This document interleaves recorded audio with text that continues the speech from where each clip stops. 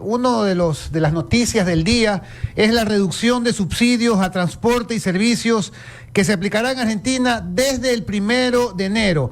Milei entró con todo, con esa motosierra, a arrasar en Argentina, con ministerios, con los subsidios y muchas otras sorpresas para el pueblo argentino. Está con nosotros precisamente desde Argentina para hablar de este y otros temas, Gabriel Gasabe, abogado y máster en economía. Le saluda Juan Javier Benedetti, un gusto, un honor tener a este distinguido abogado y máster, repito, en economía, Gabriel Gasabe. ¿Es significativo para el presupuesto la reducción de ministerios en Argentina? ¿Cuánto se puede ahorrar el gobierno de ese país? Adelante, buenos días. Bueno, muchas gracias, Javier. Mira, básicamente la reducción de ministerios es más que nada simbólico, en el sentido de que se ha reducido a la mitad el número de carteras ministeriales, han quedado 9, es el número más pequeño de toda Latinoamérica. El punto es que el grueso de los empleados que estaban en los 18 existentes van a estar aglutinados ahora en 9, salvo los contratados en el último año que van a ser despedidos, porque se entiende que aquí en la Argentina hay una suerte de premio a la militancia política y los distintos partidos ponen en ese gran buque que es el Estado a sus acólitos, a sus militantes, los premian con cargos públicos. Entonces, lo que ha decidido la administración de Milei es dar de baja los contratos más recientes. Pero lo que tú señalabas recién de la reducción a los subsidios, ese sí es un punto importante. En Argentina, dado el proceso inflacionario a través de la emisión de moneda que hemos tenido en los últimos años, para que no se note la fiebre que estaba generando esa emisión de moneda, es decir, para que no se note la inflación, se han pisado las tarifas de los servicios públicos. Tú tienes que la electricidad, el agua corriente, el gas, el transporte del autobús o el metro en Buenos Aires y en otras ciudades del país estaba artificialmente bajo, hasta por debajo de los costos. El Estado subsidiaba a las compañías con dinero, emitiendo dinero, para que el usuario no tuviese que pagar mayores tarifas o mayores montos cada vez que se transportaba o que abría el grifo de su casa. Entonces eso se está sincerando, era como una olla a presión que ahora se está levantando la tapa y todavía no se sabe bien en qué porcentaje, pero eso va a ser un golpe duro para el bolsillo de los contribuyentes, para el bolsillo de los ciudadanos, sin duda, ¿no? Eso sí se va a ver afectado en el día a día la gente de a pie.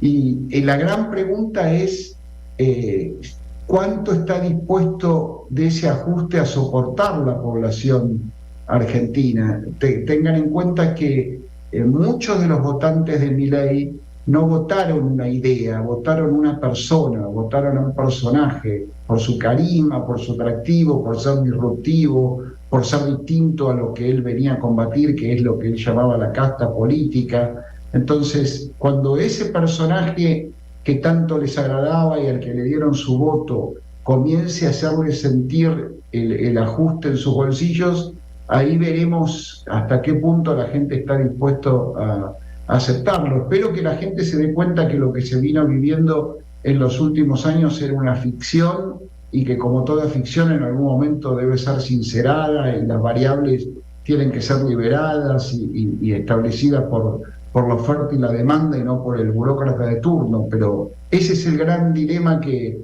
uno como analista puede ver aquí: hasta qué punto la población va a estar dispuesta a aguantar o a soportar un ajuste. Ya, por ejemplo, durante los 4 años del presidente saliente, de Alberto Fernández, no hubo ninguna huelga, ningún paro general. Ahora ya contra Javier Milei algunos movimientos están amenazando con organizar un paro, una huelga antes de este fin de año. Entonces, ese es el gran problema que nos enfrentamos, ¿no?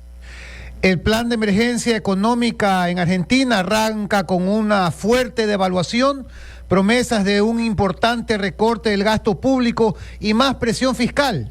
En síntesis, ajuste y dólar recontra alto, lo dice el Clarín de Argentina. Fernando. Gabriel, un verdadero gusto tenerte acá una vez más para dialogar sobre la situación de la República Argentina. Luis Caputo lo que hizo ayer es prácticamente entregar un paquete de 10 medidas. No es un programa económico aún, pero en todo caso, escuchar a representantes del Fondo Monetario Internacional decir que está bien lo que han hecho, lógicamente esto puede llevar a que vuelvan a discutir el programa por esos 43.000 millones de dólares que entregó el Fondo Monetario Internacional al gobierno de Mauricio Macri. Pero yo sí quiero ir de entrada al tema este del dólar, que a nivel del mundo se sigue la información en la República Argentina. Ha puesto un dólar de 800, ¿no? Un dólar oficial de 800 pesos. Hoy día, ¿se ha disparado el dólar blue, el de la calle, o no? No, Fernando, todavía no. El dólar blue ahora está en unos 1.050, entre 1.050 y 1.070 pesos, que es un nivel hasta un poco más bajo del que había alcanzado semanas atrás, así que no se ha disparado. Recién abren los mercados aquí a las 10 de la mañana, pero veremos cómo son las operaciones a lo largo de la jornada, pero no ha habido mayor repercusión sobre el llamado dólar blue o dólar libre, ¿no? Lo que hizo el ministro Caputo es sincerar el dólar oficial.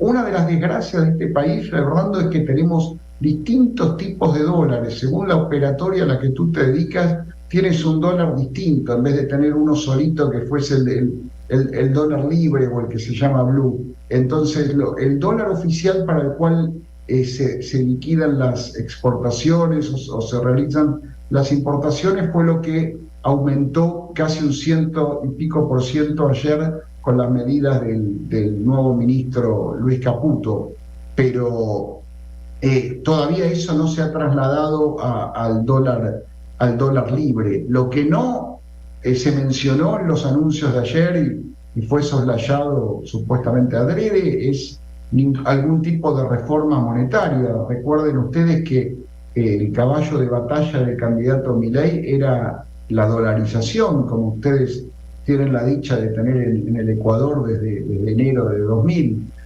proceso que me ha tocado vivir a lo largo de todos estos años, acompañándolos y estando por allí en esa querida ciudad de Guayaquil, pero eso ha quedado a un costado. Tal vez se esperan primero licuar algunos pasivos remunerados que tiene el gobierno o el Tesoro y el Banco Central, tratar de sanear un poco las finanzas y luego retomar esa medida, pero me parece, a mi juicio, el gran legado que podría dejarnos la administración de Milei es dejarnos el dólar como moneda y suprimir al Banco Central argentino como el proveedor del servicio de moneda. Todo lo demás que se puede hacer, cualquier nueva administración que asuma en el futuro de otro signo político lo puede revertir, lo puede cambiar. Pueden volver a subir el número de ministerios, crear nuevas secretarías, lo que se desregule puede volver a ser regulado, lo que eventualmente se privatice en los próximos meses puede volver a ser estatizado, pero como ustedes bien lo saben, una vez que la gente le toma el gusto a tener una moneda sana, una moneda dura, una moneda que su chamba del día no se le derrite al sol, como ocurre aquí con el peso argentino, eso no se lo quitan más. Entonces, yo voy a seguir bregando para tratar de que el dólar sea la moneda argentina como un primer paso para salir de décadas de inflación, que yo la he vivido de toda mi vida, ¿no? Pero el argentino no es consciente de que en un contexto inflacionario, en un contexto de no tener una moneda, es como tratar de cuidar su peso corporal en balanzas que miden todas distintas, o que el kilómetro un día tenga 1000 metros y el día de mañana tenga 1200 o 990, uno sabe si está más cerca o más lejos. Hay gente que, los chicos más jóvenes han vivido todos estos 20 años de inflación, entonces no saben lo que es la estabilidad monetaria, pero es algo por lo que debemos bregar, porque sin eso no hay cálculo económico, no hay sistema de precios, no hay oferta y demanda, no hay nada. La moneda es algo básico para el día a día, de las pequeñas a las más grandes decisiones. Entonces espero que en algún momento esta administración que asumió este domingo vuelva a retomar esa idea tan sana de dolarizar la economía. Gabriel, en el Ecuador el dólar es dólar, lo propio en El Salvador, igualmente en Panamá. El dólar es uno solo. En la República Argentina, ya dijiste, varios tipos de cambio. Uno de ellos que se dice que desde ayer en la noche seguramente ya empezó a hacer efecto. Este dólar usado a través de las tarjetas de crédito, que por los impuestos y todo lo que implica, de 1.020, 1.050 pesos que está actualmente el dólar blue, pasaría a 2.020. O sea, aquel que tiene en estos momentos que pagar la tarjeta de crédito, de una le va a tocar asumir 2.020 pesos por cada dólar. Esa es la situación de la Argentina y por eso estoy absolutamente de acuerdo con todo lo que has mantenido durante todos estos años, y ahora lo dices, si es que no dolariza, entonces no habrá hecho prácticamente nada la República Argentina para ser un país diferente en los próximos 4 años.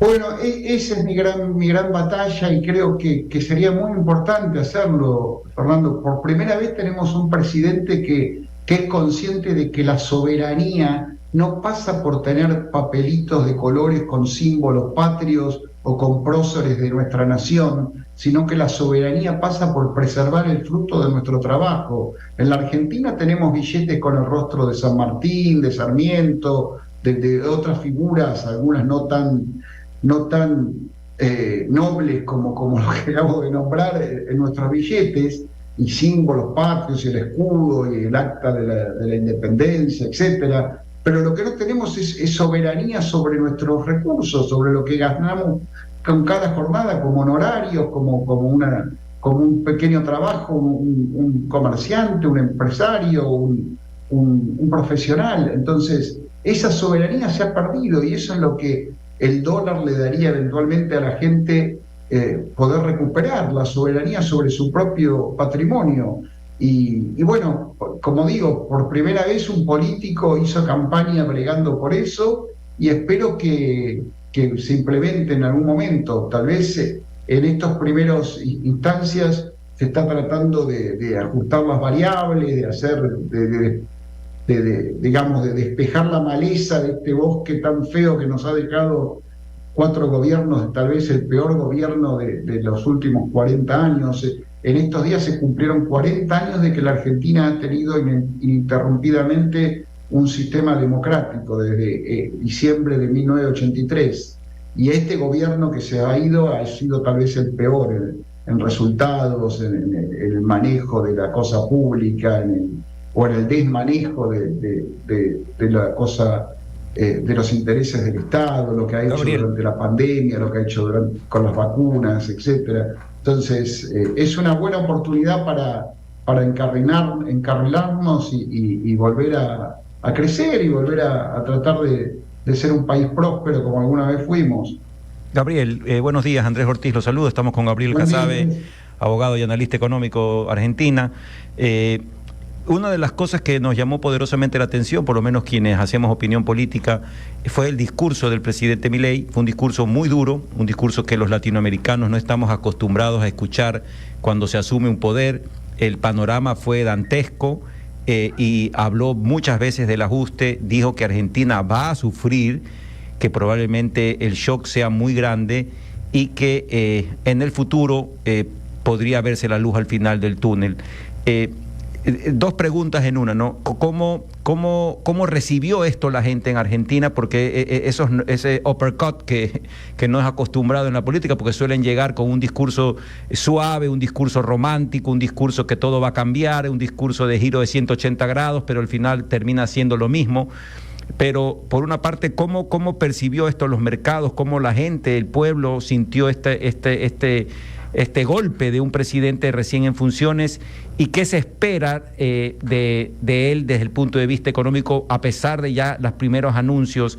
¿Él va a poder poner en práctica, sabiendo que hay una oposición férrea en el Parlamento, en la Asamblea y en el Congreso? Es decir, ¿él podrá llevar a cabo todas las medidas que él cree o pretende hacer desde su punto de vista liberal, o va a encontrarse con una piedra en el zapato en el Parlamento argentino? Bueno, en ese sentido, ha sido fabuloso el sinceramiento con el cual él se expresó en el discurso inaugural. Es decir, él lo que hizo fue un balance de la herencia, del estado de la caja que recibía al tomar posesión del mando, cosa que Mauricio Macri cometió el error de no haber hecho en el año 2015, por consejo de sus asesores de aquel entonces. Se decía: no es bueno que una administración arranque o se inicie dando malas noticias. Milei lo que hizo fue dar malas noticias. La situación es nefasta, la situación es pésima, el estado del país es la deuda, el nivel de pobreza, el nivel de gasto público, el déficit fiscal que tenemos es enorme. Por lo tanto, para poner en caja y para poder comenzar a darle solución a todos estos temas, se avecinan tiempos difíciles, digamos. Los próximos meses no van a ser una panacea, sino que van a ser tiempos duros, tiempos arduos, tiempos de reajuste, de reacomodamiento. Entonces, eso me parece que fue algo estupendo, que un presidente se sincerara de esa manera. Y bueno, Álvaro Vargas Llosa escribió la oda al sacrificio de Milei, dando esa paradoja, ¿no?, de una plaza pública aplaudiendo a un mandatario entrante que les pedía sangre, sudor y lágrimas, como Churchill a los ingleses en la época de la Segunda Guerra. Eso fue algo muy, muy inusual.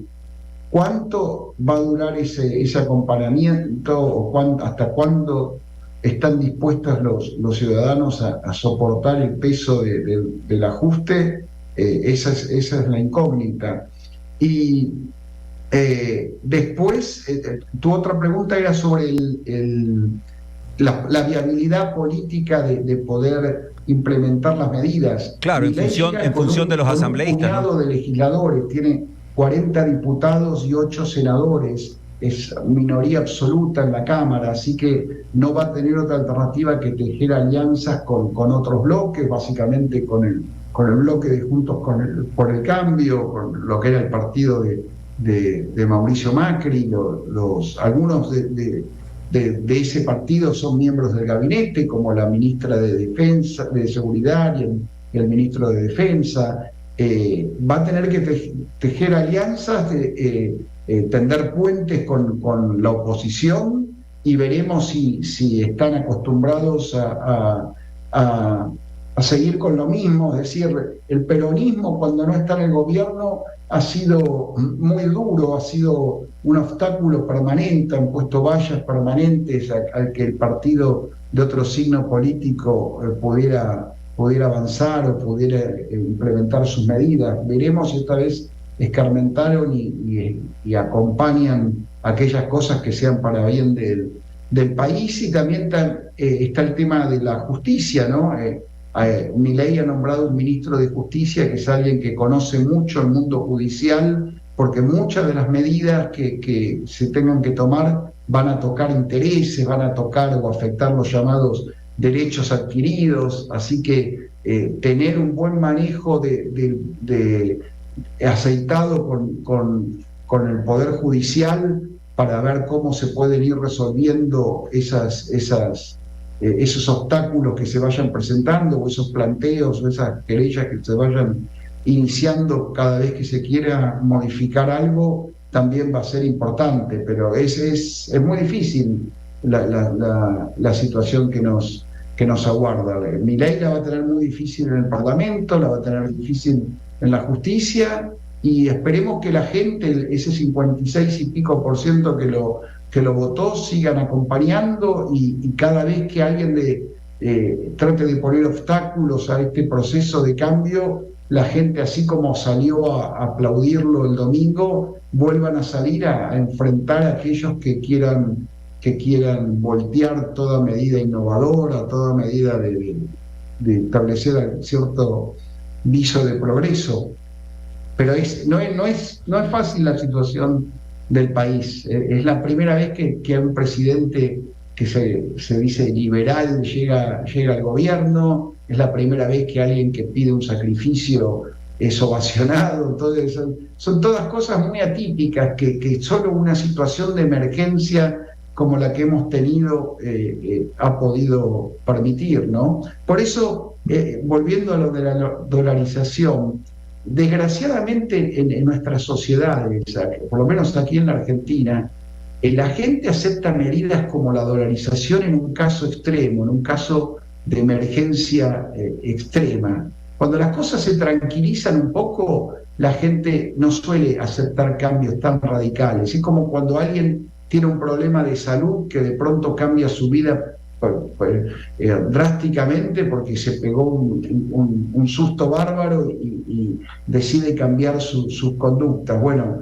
lo mismo ocurre en la sociedad. Entonces, mi gran temor sería que si Milei logra estabilizar en los próximos meses la tasa inflacionaria y la gente ve que la inflación va descendiendo, la dolarización quede como algo ya superfluo, como que ¿para qué la queremos? Si total ya las cosas están un poco más encarriladas.